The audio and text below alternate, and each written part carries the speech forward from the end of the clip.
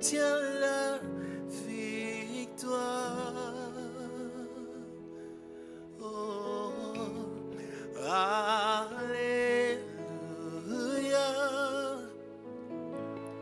Il a triomphé pour moi. Il a vaincu la mort. Jésus agit encore, assis en majesté. Le roi est ressuscité.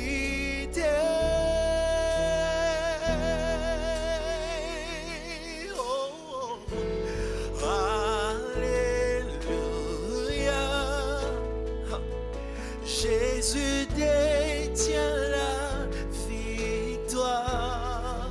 Oui, c'est vrai. Alléluia. Il a triomphé pour moi. Oh, alléluia. Jésus détient la victoire.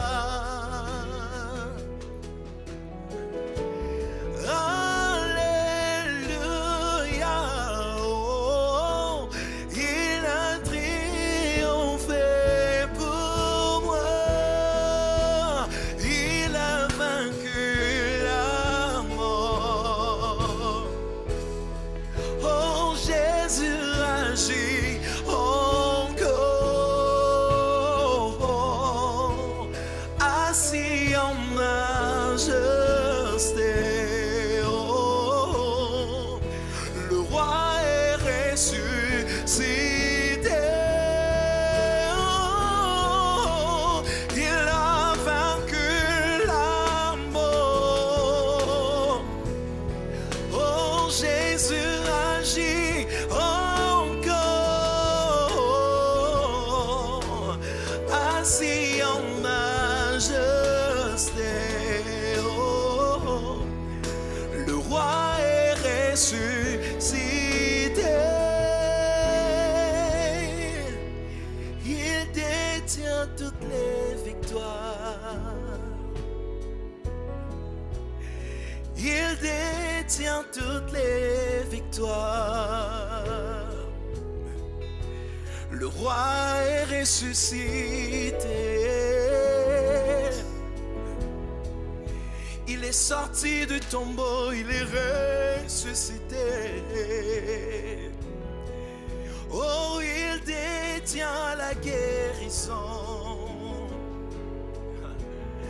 Oh, il détient toutes les victoires. Oh, le roi est ressuscité.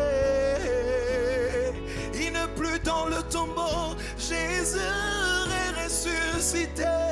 Et alléluia, alléluia. Il a vaincu la mort. Jésus agit encore, assis en majesté. Le roi est ressuscité.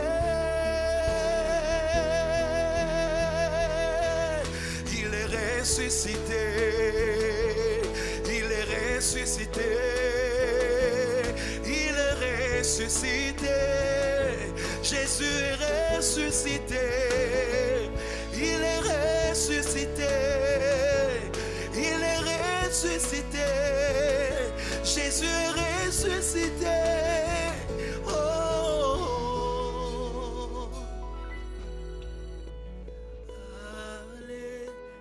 alléluia.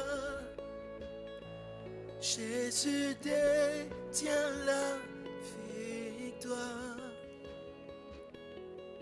Alléluia. Alléluia. Il a triomphé pour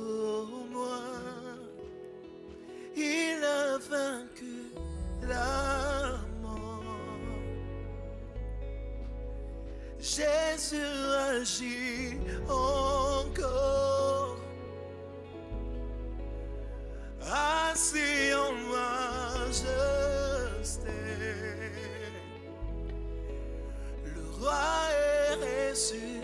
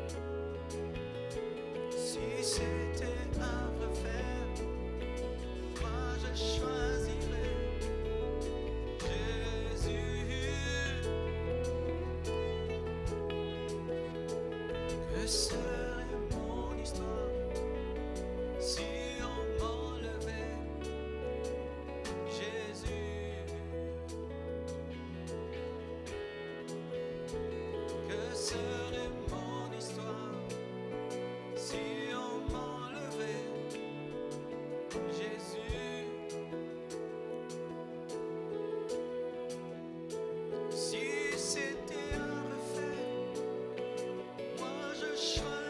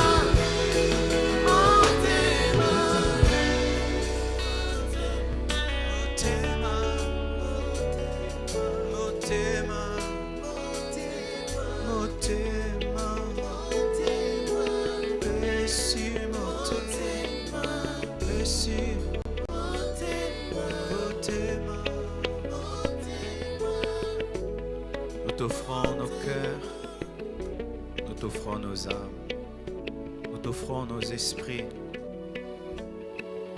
notre présent et notre futur. Nous te confions cette émission, ce culte, tous nos frères et sœurs partout dans le monde qui suivent. Connecte-les par ton esprit, par ta puissance, par ta parole. Sauve, transforme, change. Sers-toi de ma vie pour bénir plusieurs, Seigneur. Fortifie mon corps, mon âme et mon esprit afin de communiquer tes oracles. Je t'adore, Jésus. Je t'élève au plus haut des cieux dans mon cœur, dans mon âme et dans mon esprit. Tu es le Seigneur, tu es le Roi, tu règnes, tu domines sur cette terre. Tu es au contrôle de toutes choses. Rien n'échappe à ta volonté. Tu es sur ton trône et Dieu des cieux. Tu diriges les pas des hommes. Sois glorifié. Au nom de Jésus-Christ, j'ai ainsi prié. Amen. Nous acclamons le Seigneur Jésus partout où vous êtes dans vos maisons. Acclamez le Seigneur très très fort. Gloire à Dieu. Je vous salue au nom de Jésus. Excusez-moi, je crois que ça fait une semaine que je n'ai pas fait des émissions live en direct. On a eu des rediffusions, des très très bons messages. Car même si on rediffuse un message, il est très important de réécouter des fois une révélation qui a été donnée, parce que des fois ça peut être à la deuxième fois que tu saisis la profondeur d'un message, et la première fois peut-être tu étais sous l'émotion, mais après la rediffusion tu as pu comprendre. Donc prenez très au sérieux aussi lorsque nous rediffusons. Alors j'étais en train d'enseigner sur où va notre monde, et ce que j'enseigne c'est la suite, mais je vais intituler cette suite comme l'enlèvement de l'épouse. Aujourd'hui, ce sera la première partie, vendredi la deuxième et dimanche la troisième. Si je ne finis pas, on continuera si Jésus-Christ ne revient. Donc aujourd'hui, je vais commencer l'enlèvement de l'épouse. La parole nous dit dans 1 Thessaloniciens 4, versets 13 à 18, la Bible dit « Nous ne voulons pas, frères, que vous soyez dans l'ignorance au sujet de ceux qui dorment, afin que vous ne vous affligiez pas comme les autres qui n'ont point d'espérance. Car si nous croyons que Jésus est mort et qu'il est ressuscité, croyons aussi que Dieu ramènera par Jésus et avec lui ceux qui sont morts. Voici en effet ce que nous vous déclarons d'après la parole du Seigneur, nous les vivants. Restez pour l'avènement du Seigneur, nous ne dévancerons pas ceux qui sont morts, car le Seigneur lui-même a un signal donné à la voix d'un archange et au son de la trompette de Dieu, descendra du ciel et les morts en Christ ressusciteront premièrement. Ensuite, nous les vivants qui serons restés, nous serons tous ensemble enlevés avec eux sur des nuées à la rencontre du Seigneur dans les airs. Et ainsi, nous serons toujours avec le Seigneur. Consolez-vous donc les uns les autres par ces paroles. Dans l'Église primitive, lorsqu'on voulait se consoler, on parlait de l'enlèvement. Mais dans l'Église actuelle, si tu veux consoler un frère, il faut lui dire que Dieu va le bénir, il va devenir millionnaire, milliardaire, il va se marier, là ça le console. Mais dans l'Église primitive, quand un chrétien avait des soucis, des inquiétudes, et tu veux lui donner la paix, la joie, tu lui parles du retour de Jésus, de la résurrection des morts. Du coup, tu vois, le chrétien, il a la paix, il a la joie. Alors nous pouvons même déjà nous rendre compte à quel point nous sommes loin de la profondeur et de la pensée de Dieu. Si aujourd'hui, parler de l'enlèvement, du retour de Jésus-Christ, nous dérange, nous remplit de tristesse, nous devons savoir que nous ne sommes plus l'Église. L'Église, je crois même pendant ce temps de confinement, le Seigneur nous a enseigné c'est quoi l'Église. Depuis toujours, nous avons enseigné aux chrétiens que l'Église, ce ne sont pas les 4 murs, ce n'est pas le temple, les gens ne nous ont pas cru, mais voici la preuve. Le temple n'est pas l'Église, c'est un bâtiment. Et aujourd'hui, les chrétiens du temple qui viennent dans le temple ne sont pas consolés par le message du retour de Jésus, parce que beaucoup sont des chrétiens du temple sans être l'épouse du Seigneur. Un véritable chrétien, l'enseignement sur le retour de Jésus est source de consolation. Il peut avoir tous les problèmes du monde, n'est pas avoir des enfants dans son mariage, n'est pas avoir un travail, n'est pas avoir une voiture, une maison. Mais lorsqu'on lui enseigne sur le retour de Jésus, il a une consolation, il a une paix. Bien-aimé, si les enseignements sur le retour de Jésus ne te donnent pas la paix et la consolation, tu n'es pas un chrétien. Ou tu es un chrétien, mais charnel. Mais un véritable chrétien spirituel, l'enseignement sur l'enlèvement est une source de consolation. De consolation. C'est comme une jeune fille à qui un prince a promis le mariage et il est parti. Et lorsqu'elle reste, elle ne mange pas bien, elle ne s'habille pas bien, on se moque d'elle, elle est triste. Et puis il y a l'ami de son fiancé qui est parti du prince, vient lui dire, le prince m'a envoyé une lettre, il m'a dit que tu te prépares, bientôt tu vas t'épouser. Vous allez voir cette fille, même si elle ne mange pas, même si on se moque d'elle, du coup, elle va essuyer ses larmes, elle aura la paix, parce qu'on lui a dit que son prince vient. Mais si aujourd'hui l'Église, quand on lui dit, le prince vient, l'Église dit non, je n'ai pas encore acheté de voiture, je ne me suis pas encore marié, je n'ai pas encore voyagé. Ce n'est pas l'Église celle-là. Cette Église-là ne sera pas enlevée, mes frères. Cette Église-là ne sera pas enlevée. On n'est pas enlevé parce qu'on va à l'Église. On n'est pas enlevé parce qu'on a une carte de membre. On n'est pas enlevé parce qu'on a des connaissances sur le retour de Jésus. On est enlevé parce qu'on désire l'enlèvement, plus que tout au monde. Plus que tout au monde. Parce que vous devez savoir que l'enlèvement, c'est un mariage. Et un homme ne peut pas épouser une femme qui ne veut pas le mariage. Il doit sentir que la femme veut le mariage, désire le mariage pour l'épouser. Et nous pensons que Jésus va venir nous kidnapper. Non, l'enlèvement, ce n'est pas un kidnapping où Jésus va nous prendre de force. Non, il va prendre ceux qui soupirent, qui désirent. C'est-à-dire, chers chrétiens, si quand tu vis et tu marches, ta vie n'est pas un soupir vers son retour, il ne te prendra pas. Même si, entre guillemets, tu dis vivre dans la sainteté. Parce qu'il y a des gens qui vivent dans la sainteté, mais qui ne veulent pas que Jésus revienne. Ils ne veulent pas du ciel. Ils ne veulent pas de la fin du temps. Ils n'en veulent pas. Ils aiment tellement la terre, tellement le ciel. Et comme Dieu sait lire dans les cœurs, il ne va pas t'enlever parce que tu ne le veux pas. Ce n'est pas qu'il est injuste. Pourquoi tu ne m'as pas pris? Je ne t'ai pas pris parce que tu ne le voulais pas.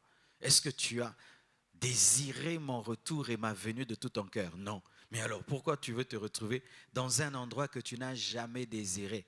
C'est pourquoi la plus grande consolation de l'Église primitive était le message de l'enlèvement, parce que c'était sa plus grande espérance. Sa plus grande espérance. C'est ce qui a permis aux apôtres, comme Paul, comme Pierre, des hommes qui ont vécu dans la sainteté, qui ont souffert la prison, de garder la paix, de garder la joie, parce qu'ils avaient une espérance qui était plus grande qu'avoir des voitures, des maisons, des millions. Ils voulaient finir par rencontrer celui qu'ils ont servi. Alors c'est pourquoi aujourd'hui je vais commencer cette série d'enseignements, parce que c'est une doctrine fondamentale de l'Église. Vous devez savoir que dans l'Église, tout n'est pas fondamental. C'est comme une maison. Il y a des colonnes qui sont principales et il y a des murs qu'on peut casser sans que la maison ne tombe. Dans la Bible, dans l'enseignement, dans la doctrine, dans la vie chrétienne, il y a des choses qui sont des colonnes. Quand on touche à ça, toute la maison tombe. On peut toucher sur certaines choses, sur des expériences. Un chrétien, est-ce que si tu parles en langue ou tu ne parles pas en langue, tu iras au ciel ou pas? Un chrétien, si tu parles en langue ou tu ne parles pas, tu iras au ciel. Mais il y a des choses qui sont fondamentales.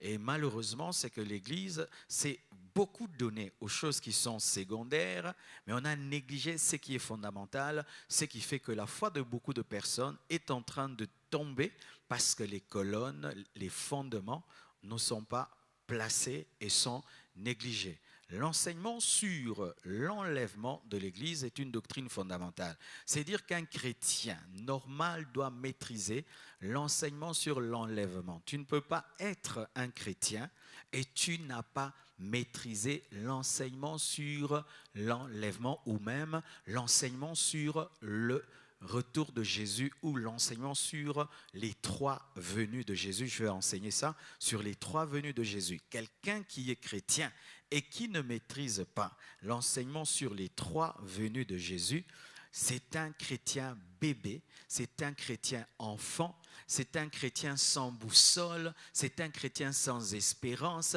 c'est un chrétien qui ne connaît rien, C'est pourquoi tu es terrorisé par ce qui arrive dans le monde actuel. Tu es tétanisé par ce Covid, par ce confinement. Tu es perdu. Pourquoi? Parce que tu n'as pas la maîtrise sur les 3 venues de Jésus-Christ. Un enseignement fondamental. C'est l'espérance des croyants, l'espérance glorieuse, l'espérance qui est au-dessus de toute autre espérance. Je peux espérer me marier, c'est une bonne espérance. Je peux espérer me acheter, construire une maison, c'est une bonne espérance, mais ce n'est pas une espérance glorieuse. Là, je vais vous parler de l'espérance la plus glorieuse d'un chrétien, le retour de Jésus-Christ. Et c'est le soupir du Saint-Esprit. Le Saint-Esprit que tu as en toi, le Saint-Esprit que tu as en toi, n'est pas là d'abord pour te donner des visions, n'est pas d'abord dans ta vie pour te révéler des sorciers, te révéler l'homme de ta vie, la femme de ta vie, mais il est là d'abord dans ta vie, le Saint-Esprit, pour une chose, pour te pousser à soupirer vers le retour de Jésus.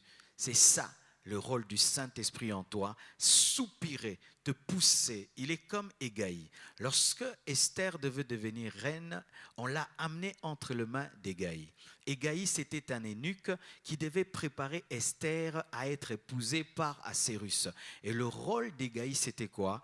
Entraîner Esther à aimer le roi, entraîner Esther à désirer le roi, entraîner Esther à connaître ce que le roi aime. Et le Saint-Esprit est venu principalement dans nos vies afin de nous pousser à être des amoureux de Christ et à désirer plus que jamais le retour de Jésus.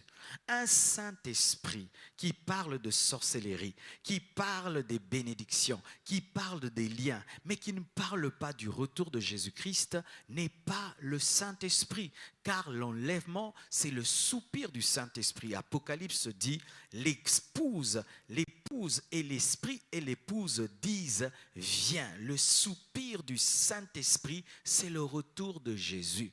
Une église qui n'entend plus le soupir du Saint-Esprit a cessé d'être une église. Une église qui a cessé de soupirer avec le Saint-Esprit sur le retour de Jésus-Christ a cessé d'être une épouse. Une église qui a cessé d'écouter les soupirs de l'Esprit qu'elle a reçus, qui doit la préparer à être enlevée, est une église déconnectée qui désire les cadeaux de l'époux, mais qui ne désire plus la présence de l'époux. L'enlèvement, c'est un événement. C'est un événement qui aura lieu très très bientôt. Souvent, lorsque nous mettons le terme bientôt sur l'enlèvement, les gens disent, mais pourquoi vous le faites? Parce que depuis que vous avez dit Jésus-Christ ne revient pas. Mes frères et sœurs, chaque fois qu'un chrétien est rempli de l'Esprit, il ne pense pas que le retour de Jésus, ce sera dans un mois, mais il dit ce sera maintenant. Et si même les apôtres sont morts sans voir sa venue, nous qui sommes vivants, nous devons vivre comme s'il allait revenir aujourd'hui. C'est ça la pensée divine sur la préparation de l'épouse. Une épouse ne se prépare pas dans un mois ou dans 2 mois par rapport à son mariage, car nous ne connaissons pas le jour, nous ne connaissons pas l'heure. Et l'Église qui dit « il reviendra dans 10 ans » ratera certainement son retour. C'est pourquoi, parlant de l'enlèvement, nous sommes toujours dans l'imminence, nous sommes toujours dans le bientôt qui a toujours été enseigné, même si c'est dans 1000 ans, tous les jours c'est bientôt, car c'est ça la pensée eschatologique, l'imminence maintenant. Et le diable aime attaquer ce message. Qu'est-ce qu'il dit aux gens? Il ne reviendra pas bientôt. Regardez, les gens sont des païens. Jésus ne peut pas revenir maintenant. S'il revient maintenant, tous ces gens vont aller en enfer. Bien-aimés, Dieu n'attend pas le nombre, mais il attend son temps. Dieu n'attend pas le nombre, mais il attend la qualité. Dieu n'attend pas le nombre, mais il attend que le dernier des païens fidèles et sincères puisse se convertir. C'est alors que la fin aura lieu. Ainsi, mes frères et sœurs, le monde peut devenir de plus en plus dépravé. Cela n'empêchera pas Dieu d'enlever son Église, car malgré que la totalité de Sodome et Gomorrhe a été brûlée par le feu, Dieu a pu prendre Lot et le sortir de là. Cela ne l'a pas empêché de sortir Lot parce que les autres étaient dépravés. Il n'a pas dit Lot reste encore là jusqu'à ce que Sodome et Gomorrhe va changer. Dieu a sorti Noé de son temps et il a amené le déluge, il a tué l'humanité tout entière. Il n'a pas dit j'attends que toute l'humanité change pour que Noé puisse entrer dans l'arche. Et Dieu n'attendra pas que le monde soit changé, que les hommes deviennent meilleurs pour enlever l'Église. Vous qui pensez que Dieu est un démocrate et qui est là dans les votes et voir s'il y a la majorité ou pas, Dieu attend le temps. Le jour où le temps sera fixé, s'il n'y aura qu'un seul homme sur la terre qui sera enlevé, cet homme-là sera enlevé et toute la terre entrera dans la tribulation. Alors vous qui êtes dans les nombres, il y a trop de péchés, tous ces gens-ci, faites très très attention. Avant que Dieu ne crée l'homme, Dieu était Dieu. Dieu ne devait pas Dieu parce qu'il y a une multiplicité d'hommes sur la terre. Et sachez ceci, que Dieu ne consulte pas notre temps pour agir, mais son propre temps. Alors, frères et sœurs, ne tombez pas dans le piège du diable qui dit « il ne peut revenir car il y a trop de païens, il y a trop de pécheurs ». Et le diable dit ceci « depuis qu'on a commencé à parler, il ne revient toujours pas ». Ce sont des faux prophètes qui ont annoncé cela. Ce ne sont pas des faux prophètes. Ces prophètes ont reçu un message de Dieu qu'ils ont communiqué, mais c'est à Dieu seul que revient le temps de l'accomplissement. Et il y a toujours un relais prophétique. Les apôtres ont prophétisé, les prophètes ont prophétisé et nous aussi en notre temps, nous prophétiserons et il y aura cette génération qui prophétisant verra cela s'accomplir et nous croyons que nous sommes cette génération. Et d'autres, Satan les attaque en leur disant que l'enlèvement a déjà eu lieu. Oui, si vous ne le savez pas, il y a des fausses doctrines qui enseignent qu'il y a déjà eu l'enlèvement et que nous sommes dans la tribulation parce qu'il y a la souffrance sur la terre, il y a des guerres, il y a des pandémies, donc il y a déjà eu l'enlèvement. Mes frères et sœurs, c'est un faux enseignement. L'enlèvement de l'Église n'a pas encore eu lieu. Encore, on enseigne ceci, que c'est manquer d'inspiration que de prêcher sur l'enlèvement. Un prédicateur qui enseigne sur l'enlèvement, c'est un vieux prédicateur. Je me souviens lorsque j'ai commencé le ministère et que je prêchais beaucoup sur l'enfer et sur l'enlèvement, on me disait, tu prêches les enseignements du pasteur Verneau, un vieillard comme ça, comment toi, un jeune garçon, tu prêches des tels messages. Bien aimé, il n'y a pas de vieille Bible, il n'y a pas de vieux messages. Et j'aimerais vous dire que l'enseignement sur l'enlèvement est l'un des messages les plus capitaux de la parole de Dieu. Quelqu'un qui enseigne sur l'enlèvement, même s'il ne te prêche pas sur la bénédiction, tu seras béni. Même s'il ne te prêche pas sur l'onction, tu auras l'onction. Même s'il ne te prêche pas sur l'intimité avec le Saint-Esprit, tu auras l'intimité avec le Saint-Esprit. Faisons très attention, ne pensons pas que des enseignements qui amusent les gens, qui plaisent aux gens, que ce sont les plus grands messages. Car des fois, un grand message peut être un message simple, un message qui change et qui transforme. Faisons très attention. C'est pourquoi j'encourage tous les hommes de Dieu qui sont connectés au Saint-Esprit en ce temps pour enseigner sur le retour de Jésus-Christ. C'est la voix de l'Esprit qui vous parle et enseignez cela. Dites-le encore parce que ce monde, cette génération a besoin de savoir qu'il y a un grand événement qui est en train d'arriver sur cette terre, le retour de Jésus-Christ. Alléluia. Alors, qu'est-ce que l'enlèvement ?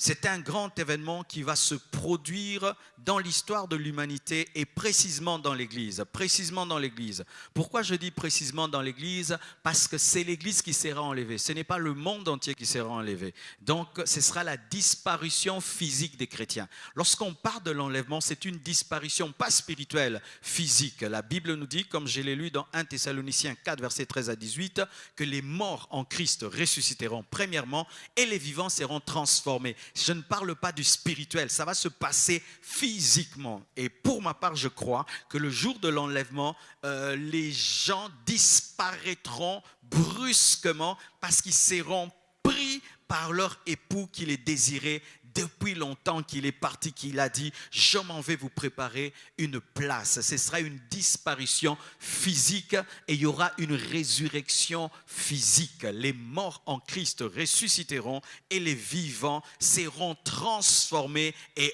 enlevé dans les airs. L'enlèvement n'aura pas lieu sur la terre. Jésus ne reviendra pas sur la terre, mais il va rester dans les airs et c'est l'Église qui va quitter la terre et qui ira vers Jésus-Christ. Alléluia.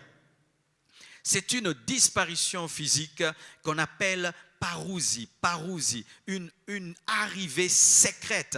Lorsque Jésus reviendra pour l'enlèvement, ce ne sera pas tout œil qui le verra. Non, ce seront seulement les chrétiens, les véritables chrétiens qui vont entendre le son de la trompette et qui seront enlevés. Il va venir comme un voleur dans la nuit. De la même manière que le voleur ne prévient pas et ne te dit pas quand est-ce qu'il va venir casser ta porte pour te prendre ce que tu as de plus précieux, Jésus-Christ aussi viendra comme un voleur. Ainsi, tu dois être prêt en tout moment parce que tu ne sais pas si ce sera le matin, à midi, la nuit, le soir, samedi, dimanche. Tu ne sais pas. Une disparition qui va se faire brusquement. La Bible nous dit en un clin d'œil, Donc, il n'y aura pas le temps de se préparer sans avertissement. Et aucun prophète ne sera au courant du jour de son retour parce que personne ne connaît le jour et personne ne connaît l'heure. Et si un prophète dit qu'il connaît le jour de l'enlèvement, c'est un menteur car personne ne connaît le jour. Ce sera une disparition physique. Ce sera une arrivée comme un voleur. Ce sera une disparition physique et une résurrection des morts en Christ et un départ vers les airs. Ainsi, il y aura des disparitions dans les familles, dans les entreprises, dans les maisons, dans les églises, car les églises seront divisées en deux. Il y aura ceux qui resteront. Vous devez savoir que dans les églises, il y a plusieurs qui resteront et la Bible les appelle les 5 vierges folles. Les 5 vierges folles. La Bible parle des 5 vierges folles, des personnes qui attendent mal le mariage, des personnes qui attendent mal l'époux, des personnes qui attendent l'époux dans la distraction, des personnes qui attendent l'époux sans les principes de l'époux, des personnes qui attendent mais qui attendent mal, des personnes qui attendent pour être bénies mais qui attendent en soi leur malédiction, des personnes qui pensent être prêtes mais qui ne sont pas prêtes et qui seront jugées. La Bible en parle. Alléluia. Alors, mes frères et sœurs, j'aimerais un peu vous parler de quelque chose de très, très important.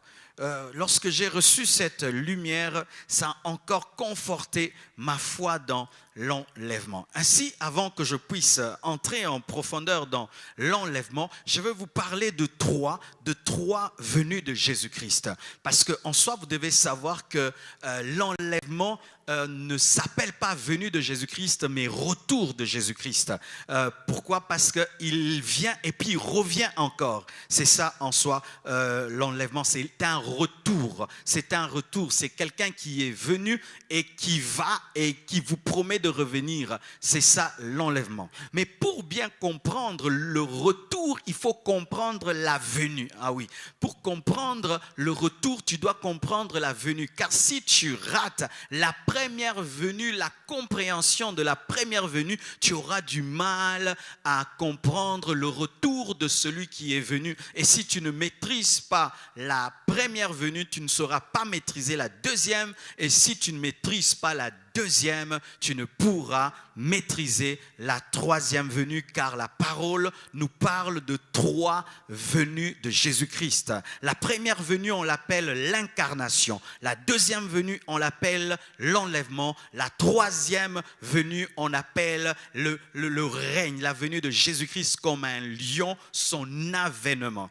Ainsi, si tu comprends la première venue de Jésus comme agneau, tu peux comprendre sa deuxième venue comme époux. Et si tu comprends sa deuxième venue comme époux, tu peux comprendre sa troisième venue comme roi, comme lion. Jésus est venu premièrement comme un agneau, il va venir deuxièmement comme un époux, il va revenir encore comme un lion. Si tu comprends lorsqu'il vient pour la première fois mourir pour toi, tu comprendras comment il viendra te prendre et comment il viendra encore régner. Alors voici les bases bibliques de la première venue dans Jean 1, versets 1 à 14. On appelle ça l'incarnation. Qu'est-ce que l'incarnation? C'est le fait que l'esprit prend chair, incarné. Dans le terme incarné, il y a corps. C'est lorsque une entité spirituelle qu'on ne touche pas devient palpable. C'est que quand on dit la parole s'est faite chair.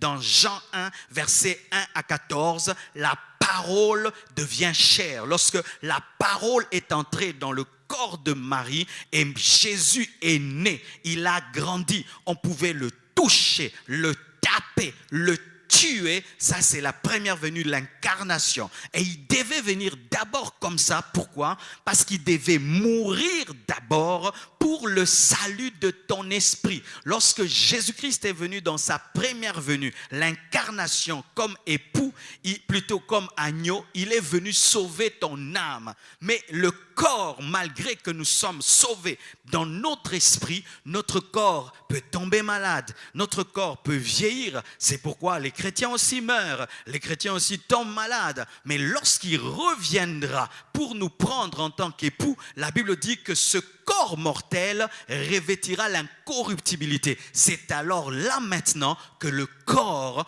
connaîtra sa rédemption. Dans sa première venue pour l'incarnation en tant qu'agneau, il est venu pour sauver nos esprits. Mais dans sa deuxième venue en tant qu'époux, il va venir pour sauver nos corps, les libérer de la mort pour toujours, car à présent que nous sommes en train de bénéficier de sa venue comme agneau, nos esprits sont sauvés, mais nos corps peuvent mourir. Mais Jésus ne veut pas qu'on demeure dans cette dimension-là. C'est pourquoi il reviendra afin de vaincre à toujours dans nos vies la dimension de la mort pour que ceux qu'il sauve puissent être éternels. Car si l'époux est éternel, l'épouse aussi doit être éternelle. Car un immortel ne peut se marier qu'à une immortelle. C'est pourquoi il doit revenir pour vaincre la puissance de la mort. Mais alors, vous devez savoir ceci. La venue de Jésus comme agneau est plus difficile que sa venue comme époux. La venue de Jésus-Christ comme agneau est plus difficile que sa venue comme lion. Pourquoi? Parce que sa première venue, celle qui nous a sauvés, était trop difficile. Dieu doit devenir chair. Il est devenu chair. Dieu est entré dans le ventre d'une femme. Dieu a été frappé, tabassé, tué. Ça, c'était la chose la plus difficile. C'est pourquoi, s'il a pu venir en tant qu'agneau, c'est plus facile pour lui de venir en tant qu'époux. Est-ce que vous comprenez ce que je dis? Pour ceux qui doutent de l'enlèvement, sachez ceci, il fallait déjà douter de sa mort. Car mourir pour Dieu est plus difficile que venir enlever l'église. Est-ce que vous comprenez ce que je suis en train de dire, mes frères? Oh, Jésus ne va pas revenir. Mes frères, s'il est déjà mort et ressuscité, c'est plus facile pour lui. La chose la plus difficile pour Jésus, c'était de mourir pour nous. C'est pourquoi lorsqu'il s'est tenu devant la croix, qu'est-ce qu'il a dit? Il a commencé à transpirer. Et la Bible nous dit que sa sueur est devenue du sang. Et il a demandé au Père s'il pouvait éloigner de lui la coupe. Mais pensez-vous que lorsque ce sera le temps pour Jésus de revenir enlever l'église, il va dire, Père, éloigne de moi cette coupe. Donc le retour de Jésus en tant qu'époux est plus facile. Et donc s'il a pu accepter de mourir, une chose difficile comme mourir à la croix, mes frères, l'enlèvement c'est une chose si petite. Pour nous sauver, il a dû faire 33 ans sur la terre. Mais pour l'enlèvement, ça va se passer en un clin d'œil. Un seul clin d'œil, nous montons. Mais nous sauver, il devait devenir chair. Il devait entrer dans le corps d'une femme. Il devait accepter 30 ans d'anonymat. Il devait accepter un ministère de 3 ans. Et il devait avoir des disciples autour de lui. Mais pour le retour, rien du tout. Il se tiendra seulement dans les airs et par sa puissance, il va nous attirer. Alors, si quelqu'un déjà réussit un examen difficile, un examen facile, comment il fera? Il réussira certainement. Quand vous chantez, vous dites « Jésus est mort », sachez mes frères que c'était la chose la plus difficile. Le soleil s'est caché quand Christ est mort. La terre a tremblé. Les anges étaient dans l'étonnement. Mais il l'a fait quand même parce qu'il a aimé l'homme. Et si un homme peut déjà donner la dot de son sang, vous pensez qu'il va hésiter de venir prendre la femme? Il le fera, mes frères. Ce n'est pas qu'il y a des puissances des ténèbres qui sont en train de bloquer le retour de Jésus ou qui n'arrivera pas à enlever des milliards de personnes. C'est trop difficile pour lui. Lui, Dieu, a accepté de devenir péché à la croix. Il a accepté de porter nos maladies à la croix. Il a accepté de connaître la mort à la croix. S'il a pu accepter cela, mes frères, revenir est une chose si facile. Le jour où ce sera le temps, en un clin d'œil, il le fera, il accomplira. Les puissances même de ténèbres n'auront même pas le temps de se rendre compte que cela a eu lieu. Ce monde sera stupéfait. Sachez mes frères, que sa venue comme agneau est la preuve que sa venue comme époux est possible. Il est venu dans Jean 1, verset 1 à 14, l'incarnation. Et dans 1 Thessaloniciens 4, verset 13 à 18, on nous parle de sa venue comme époux, une venue secrète, prendre l'église et aussi pour la rédemption de nos corps et de nos esprits. Et la venue comme lion. Là, vous pouvez lire dans Matthieu 24, verset 26 à 31. Je vais expliquer quelque chose là. La Bible dit ceci dans Matthieu 24, verset 26 à 31. Si donc on vous dit, voici il est dans le désert, n'y allez pas. Voici il est dans le chambre, ne le croyez pas. Car comme l'éclair part de l'Orient et se montre jusqu'en Occident, ainsi sera l'avènement du Fils de l'homme, pas l'enlèvement de l'Église. En quelque lieu que soit le cadavre, là s'assembleront les aigles. Aussitôt, après ces jours de détresse, le soleil s'obscurcira. La lune ne donnera plus sa lumière. Les étoiles tomberont du ciel et les puissances des cieux seront ébranlées. Là, ça va se passer pendant la tribulation. Alors le signe du Fils de l'homme paraîtra dans le ciel. Toutes les tribus de la terre se lamenteront et elles verront le Fils de l'homme venant sur les nuées du ciel avec puissance et une grande gloire. Il enverra ses anges avec la trompette retentissante et ils rassembleront ses élus des 4 vents depuis une extrémité des cieux jusqu'à l'autre. Souvent, il y a une confusion à ce sujet. Ce verset qu'on dit que tout œil le verra ne concerne pas l'enlèvement. Lorsque Jésus viendra pour l'enlèvement, ce n'est pas tout œil qui le verra. Il viendra subitement, brusquement, dans le secret, prendre l'église, ce n'est pas tout œil. L'église seulement entendra et sera enlevée. Mais quand on dit que tout œil le verra, c'est lorsque Jésus reviendra, après être venu comme époux, enlever l'église, et il reviendra pendant la bataille de l'Armageddon, régner sur la terre pendant 1000 ans avec l'église. Alors tous ceux qui seront là, dans la tribulation, dans la bataille d'Armageddon, tout le monde le verra, toutes les tribus de la terre verront Jésus venir comme roi. Parce que là, il vient pour régner, il vient pour dominer sur la terre, il vient détruire le règne de l'Antichrist, il vient détruire le système mondial, le gouvernement mondial, et là, tout le monde le verra. Mais quand on parle de l'enlèvement, ce n'est pas tout œil qui le verra. Là, c'est lorsqu'il viendra comme lion que tout œil le verra. Mais sachez ceci, que s'il peut venir en secret, venir en public, c'est encore facile. Sachez ceci, mes frères, que la chose la plus difficile pour Christ a été de mourir à la croix. C'est ça la chose la plus difficile. Et ça, il l'a déjà fait. Alors que je vous parle, il a reçu le nom qui est élevé au-dessus de tout autre nom. Il est à la droite de Dieu le Père et il attend seulement le moment pour venir prendre l'église. Et après avoir pris l'église, pendant 7 ans, nous serons avec lui dans les noces de l'agneau. Et sur la terre, il y aura la tribulation. Et lorsque les 7 ans seront finis, revenir pour la 3e fois, venir encore plutôt comme lion pour la 2e fois, revenir pour la 2e fois comme lion cette fois-ci, sera tellement facile pour lui parce qu'il a déjà accepté l'inacceptable. Frères et sœurs, tu ne peux bénéficier de la 2e venue sans bénéficier de la 1re venue.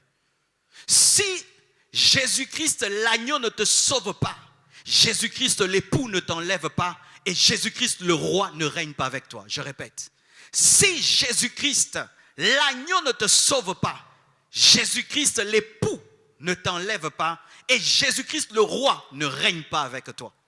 Tu ne peux régner avec le lion que si tu as cru au lion lorsqu'il était l'agneau. Et tu ne peux être épousé par l'époux que si tu as cru en l'agneau. Le problème des hommes, ils aiment l'époux, ils aiment le lion, mais ils n'aiment pas l'agneau. Parce que l'agneau réclame qu'on meure aussi pour lui. De la même manière qu'il est mort pour nous, il veut qu'on meure pour lui. De la même manière qu'il a donné sa vie pour nous, il veut qu'on donne notre vie pour lui. Et les gens n'aiment pas l'agneau. Parce que l'agneau est simple, l'agneau est humble. Cette vie chrétienne, où tu es chrétien, mais des fois tu as des difficultés aussi. Tu as aussi des problèmes, comme les païens. Les gens n'aiment pas ça. Mais Jésus, le Fils de Dieu, lorsqu'il est venu sur cette terre, il avait aussi des problèmes. Comme les hommes, il avait des difficultés comme les hommes. Il a été un modèle pour nous de consécration. Mais les gens rejettent ce Christ-là. Mais veulent quoi? Être enlevés. Si tu rejettes l'agneau, tu ne peux avoir l'époux. Si tu rejettes l'agneau, tu ne peux avoir le roi. Si tu acceptes de souffrir avec l'agneau, alors tu régneras avec le lion. Et dans ce domaine, on ne triche pas, mes frères. On ne triche pas.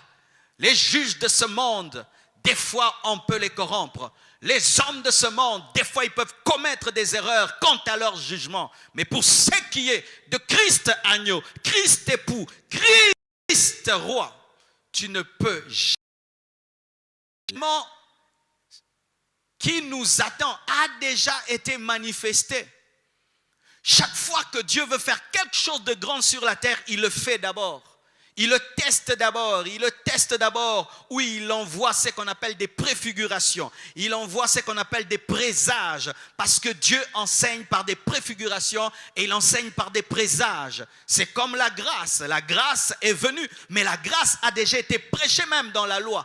Dans la loi, il y avait la grâce, car Dieu ne pouvait manifester la grâce sans enseigner la grâce même dans la loi. C'est pourquoi même dans la période de la loi, il y avait des gens qui obtenaient grâce. Des gens qui étaient des païens païens, des gens qui étaient des nations, mais qui par la foi entraient en Israël, comme Ruth, comme la Moabite Ruth, comme la prostituée Rahab, qui est entrée en Israël par la foi. Est-ce que Dieu a déjà enlevé un homme? Oui, 3 hommes dans la parole ont été enlevés. 3 hommes dans la Bible ont été enlevés, afin de prouver qu'il l'a fait et il le fera. L'Ecclésiaste dit, il n'y a rien de nouveau sur la terre. Ce qui a été, c'est ce qui sera. Et donc Dieu, ce n'est pas qu'il va tester l'enlèvement sur nous, non. Il l'a déjà fait et il a déjà prouvé. Il a déjà prouvé qu'il est capable de faire disparaître un homme. Il a déjà prouvé qu'un homme peut quitter la terre sans mourir. Il a aussi prouvé qu'il est capable de ressusciter un homme et de l'enlever. Car dans l'enlèvement, il y a 2 phases. La phase des morts qui ressuscitent et qui sont enlevés, et la phase des vivants qui sont transformés. Et Dieu a déjà prouvé ces 2 phases avant l'enlèvement. Premier exemple, Genèse 5, versets 21 à 24. Genèse 5, versets 21 à 24, la Bible dit, Enoch, âgé de 65 ans, engendra Methushaël. Enoch, après la naissance de Methushaël, marcha avec Dieu 300 ans, et il engendra des fils et des filles. Tous les jours d'Enoch furent de 305 ans. Enoch marcha avec Dieu, puis il ne fut plus parce que Dieu le prit. Enoch marcha avec Dieu, puis il ne fut plus parce que Dieu le prit. Il y a un homme qui est au ciel mais qui n'est jamais mort. Enoch est un homme qui n'a jamais connu la mort. Il avait une intimité avec Dieu. Avant même la croix, avant même la mort de Jésus-Christ, Enoch avait une intimité avec Dieu. Et Dieu l'a pris. Tellement qu'il était intime, Dieu l'a pris. Mais il n'était pas l'église. Il n'était pas l'épouse. Il n'avait pas cru en la croix. Il n'avait pas cru au tombeau vide. Mais malgré cela, sa foi, son intimité avec Dieu a fait qu'il soit pris. La preuve qu'un homme peut quitter la terre sans mourir. Et pour prouver que ce n'est pas un hasard, car pour fonder une doctrine, il faut trouver au moins 2 témoins ou 2 versets. Voici encore un autre verset.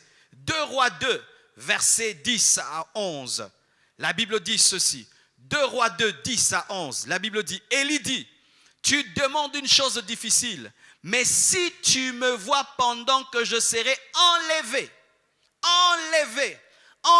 le terme réservé à l'église. Mais Élie dit qu'il sera enlevé alors qui n'est pas l'épouse. Si tu me vois pendant que je serai enlevé d'avec toi, cela t'arrivera ainsi. Sinon, cela ne t'arrivera pas. Comme il continue à marcher comme Enoch, pendant qu'il marchait comme Enoch, en parlant, voici un char de feu et des chevaux de feu les séparèrent comme l'enlèvement. L'enlèvement séparera les hommes, car il est écrit, l'un sera pris, l'autre sera laissé.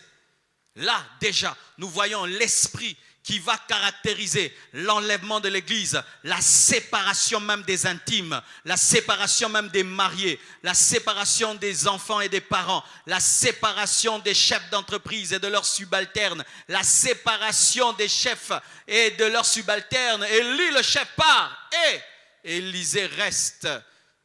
Élie monta au ciel dans un tourbillon. Élie n'a pas connu la mort. Enoch n'a pas connu la mort. On ne dit pas qu'Enoch avait quelqu'un à côté, mais peut-être il avait aussi de la famille, c'est sûr. Mais là, nous voyons que le plan de Dieu pour Élie ne tient pas compte même de la douleur d'Élisée. Le plan de Dieu pour Élie ne tient pas compte du fait qu'Élisée restera seul. Et le plan de Dieu pour l'Église ne tiendra pas compte que ce monde restera sans le tabernacle de Dieu qui est l'Église sur la terre.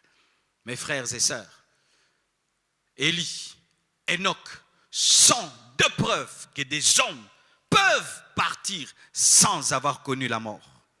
Mais la preuve qu'un homme aussi peut mourir et être enlevé, parce que je vous ai dit que dans l'enlèvement, il y a deux dimensions, les morts en Christ et les vivants, Jésus-Christ maintenant, et la révélation que ces deux choses peuvent arriver dans un homme, car sachez qu'il était totalement homme et totalement Dieu.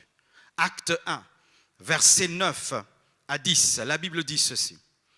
Après avoir dit cela, il fut élevé pendant qu'ils le regardaient, et une nuée le déroba à leurs yeux. Et comme ils avaient les regards fixés vers le ciel, pendant qu'ils s'en allaient, voici deux hommes vêtus de blanc leur apparurent et dirent, hommes galiléens, pourquoi vous arrêtez-vous à regarder au ciel ce Jésus qui a été enlevé au ciel du milieu de vous, viendra de la même manière que vous l'avez vu allant au ciel.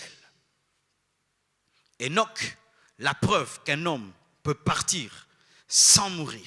Élie, la preuve qu'un homme peut partir sans mourir. Jésus-Christ, la preuve qu'un homme peut mourir, ressusciter, être enlevé. Ces trois personnes dans la parole sont prophétiques, révélant que Dieu est capable de le faire. Et sachez que nous ne prions pas un Dieu puissant, non. Tu ne peux jamais comprendre la parole sans comprendre la puissance de Dieu. Là, je vous assure, parce que pendant que je prêche, si tu es un intellectuel, tu te dis, mais c'est pas possible. Est-ce que cela est possible? C'est pourquoi Jésus-Christ a dit, vous ne comprenez pas les Écritures et vous ne comprenez pas la puissance de Dieu, la puissance de Dieu. Tu ne peux pas lire la Bible sans ajouter la dimension de la toute puissance de Dieu dans la Bible. C'est pourquoi tu ne vas pas croire que la mer rouge a été divisée en deux. Si tu ne crois pas que Dieu est tout-puissant, tu ne vas pas croire que Marie, la Vierge, a pu enfanter. Tu ne vas pas croire qu'il y a eu un homme comme Moïse qui a frappé la plus grande puissance mondiale, rien qu'avec un bâton. Si tu lis les Écritures et tu mets de côté la toute-puissance de Dieu, du coup, la Bible devient un roman comme tous les autres. S'il a pu, par sa toute-puissance, enlever Enoch, enlever Élie, enlever Jésus, il peut enlever des milliards d'hommes en une seconde. Dieu ne se fatigue pas lorsqu'il fait des miracles. Regardez déjà, il tient les étoiles dans les airs. Ces grosses étoiles qui pèsent, certaines étoiles, paraît-il, sont plus grandes même que le soleil. Il y a des myriades et des myriades d'étoiles, mais Dieu les tient. Et alors des hommes qui pèsent 50 kilos, 100 kilos, 200 kilos, prendre et nous enlever, ce sera difficile pour Dieu. Si déjà il peut tenir le soleil, il peut tenir la lune, il peut tenir toutes ces constellations et toutes ces planètes, vous pensez que c'est difficile pour Dieu de prendre des hommes qui ont 40 kilos, 70 kilos et nous faire monter? Vous pensez ça? S'il n'est pas fatigué de tenir le système solaire, vous pensez que Dieu sera incapable de ressusciter des hommes et de les enlever? Cela n'est rien du tout pour lui. Il est tout puissant. L'Église doit revenir à la foi dans la toute-puissance de Dieu. L'Église doit revenir en la foi dans les saints enseignements, dans la saine doctrine. Car c'est ça l'espérance des chrétiens. Un chrétien qui arrête de croire en ces choses et de s'attendre à ces choses n'aura aucune paix sur cette terre, n'aura aucune joie sur cette terre, aucune joie. Et vous savez, cette situation nous a prouvé que la vie n'est rien sans Dieu, n'a pas de joie sans Dieu. Un chrétien qui ne croit pas en ces choses n'a plus d'espérance, n'a plus de futur, n'est plus rien du tout. Sachez mes frères, que celui qui est venu comme époux, plutôt celui qui est venu comme agneau, a promis qu'il reviendra comme époux. Et il a promis qu'après être revenu comme époux, il reviendra comme roi, afin de régner sur cette terre pendant 1000 ans avec son épouse. Il a démontré qu'il est capable d'enlever en enlevant Enoch, en enlevant Élie, en enlevant son propre fils Jésus-Christ. Et c'est pourquoi j'aimerais clore l'introduction de ce message en te disant ceci. Aujourd'hui, les gens sont en train de se poser 1001 questions sur ce qui arrive dans ce monde. Car depuis que ce monde existe, c'est la première fois que nous connaissons une telle psychose. Mais sachez que Dieu est au contrôle et il se sert de cette situation afin de dire à son épouse qu'elle n'a pas été créée pour rester sur la terre, qu'elle n'est pas terrestre, qu'elle est céleste. Et toute véritable épouse est en train d'entendre la voix de l'Esprit qui lui dit « Sois prêt, sois prête, sois prête, sois prête, ton époux est à la porte. » Sachez ceci. Tout véritable chrétien qui vient d'entendre ce message est rempli de paix, est rempli de joie. Mais tout faux chrétien ou tout inconverti, après avoir entendu un tel message, a perdu toute sa paix et toute sa joie. J'étais ce genre de personne avant de donner ma vie à Jésus-Christ. Chaque fois qu'on me parlait de fin du monde, je tremblais, j'avais peur. Je me souviens des fois, il m'arrivait de dormir trop et puis je me réveille le soir. Je ne sais pas si c'est le matin ou si c'est la nuit, je ne sais pas si ça vous est déjà arrivé. Et puis une voix me dit, Jésus est revenu et tu as raté. Et je tremblais. La fin du monde pour moi, c'était un jugement. Le retour de Jésus-Christ pour moi, c'était un jugement parce que je savais que je n'étais pas en communion avec lui. Es-tu en communion avec l'agneau pour qu'il puisse revenir te prendre comme l'époux? Si ce n'est pas le cas, mon frère, prends une décision et profite même de ce confinement pour te consacrer à Dieu. Ce confinement qui te préserve de beaucoup de distractions pour mettre ta vie en ordre avec Dieu et te concentrer et changer ce confinement même en une retraite spirituelle pour arranger ta vie. Que Dieu vous bénisse abondamment. Prions le Seigneur.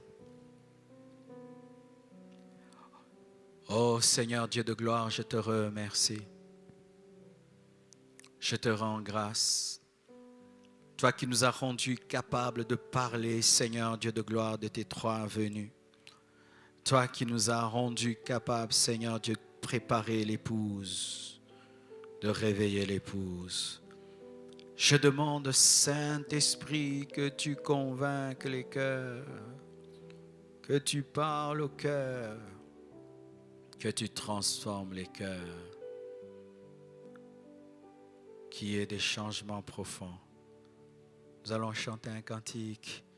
Alors que nous chantons ce cantique, je te prie, toi qui es chez toi à la maison, de prier selon que l'Esprit de Dieu va te conduire et te diriger. Alléluia.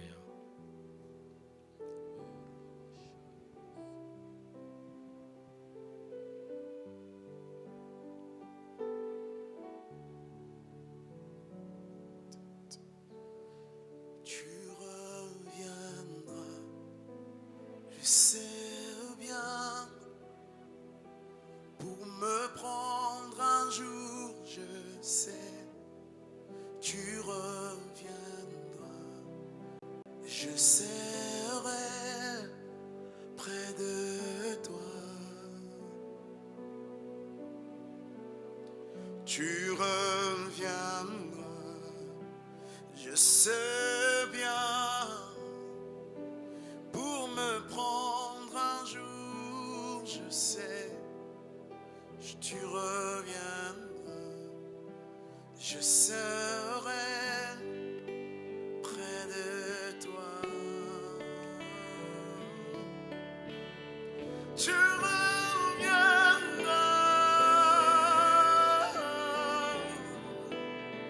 Jésus. Tu reviendras,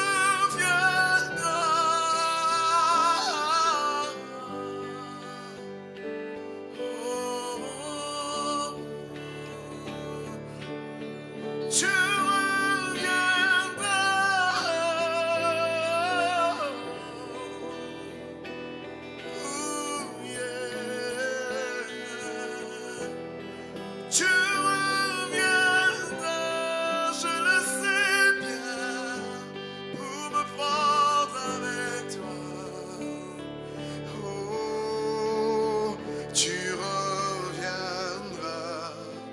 je sais bien.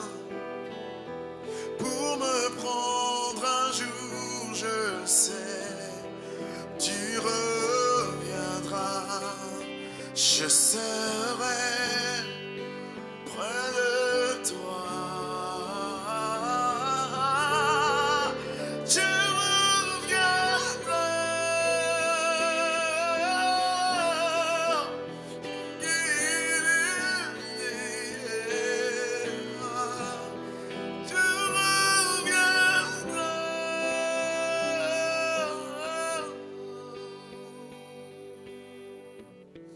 Tu vas prier avec moi, toi qui veux donner ta vie à Jésus, toi qui veux te mettre en ordre avec la parole. Seigneur Jésus,